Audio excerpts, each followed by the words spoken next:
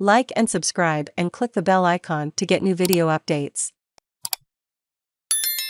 Elon Musk is getting cold feet about buying Twitter. This is Bloomberg Opinion Today, a questioning quorum of Bloomberg opinions.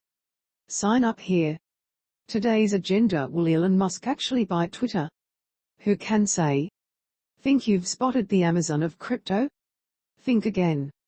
Think tech stocks are cheap? Not so fast. Think New York is the best place to list a tech company? Not always. Follow the money. How does the world's richest man and suitor of Twitter Incorporated inform shareholders of Twitter about the current status of his planned acquisition of Twitter? Why, with a Friday morning tweet on Twitter, Natch. Spare a thought for the poor soul at the Securities and Exchange Commission responsible for patrolling the Elon beat, Musk being Musk. He followed up with a second tweet a few hours later saying he's still committed to the purchase. Timothy O'Brien argues that, rather than being concerned about the number of bots on the social media service, Musk may just be struggling to find the $43 billion. Tesla Incorporated shares, which are the basis of Musk's wealth, have dropped by more than a third since he launched his bid, knocking $215 billion off his net worth. I have to imagine that market realities, disgruntled Tesla investors and an emptying wallet were wake-up calls, Tim writes. I suspect Musk's jitters about buying Twitter are all about the money.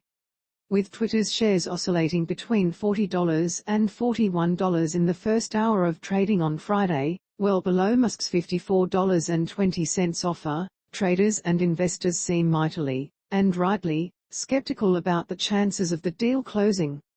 What goes down can go down further. In July of last year, when Bitcoin had just started the run that would see it gain more than 80% to peak at almost $70,000 in November, luminaries of the hedge fund world started tossing a few percentage points of their net worth at crypto platforms. Derivatives exchange FTX raised $900 million from a crowd including Paul Tudor Jones, Alan Howard and Izzy Englander. Howard, along with market titans Peter Thiel and Louis Bacon, also bought into Block One, the blockchain software company behind the bullish exchange. And Paul Marshall's hedge fund-backed Circle, a digital payments firm that's part of the consortium behind the USDC stablecoin. During a gold rush, invest in shovel makers, I wrote at the time.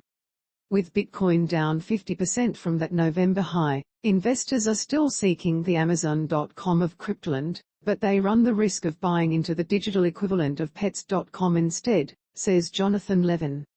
Given the macroeconomic backdrop of surging inflation and tightening central bank policy, virtual currencies are doing about as badly as you'd expect for high beta risk assets.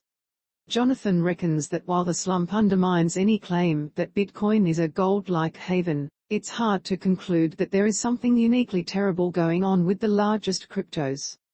The market rout that's driven the tech-heavy Nasdaq Composite Index down by 30% from its November peak is still not enough to make tech stocks a bargain, argues Nakesar.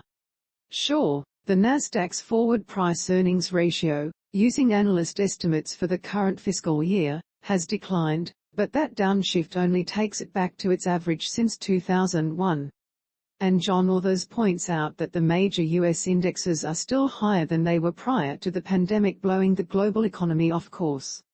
For investors seeking a market bottom, it's very hard to see anything cathartic in markets at present, John says. Investors who are buying tech believing that the lows are in should take another hard look at the numbers, cautions Na.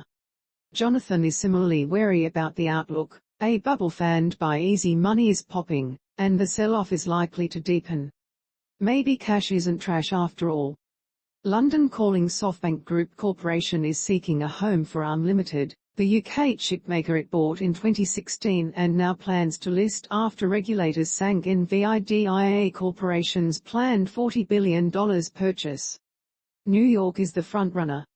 Everybody knows US tech companies get more love from investors, trade at higher valuations than elsewhere, and benefit from having dollar-denominated stock to use as currency in M&A transactions.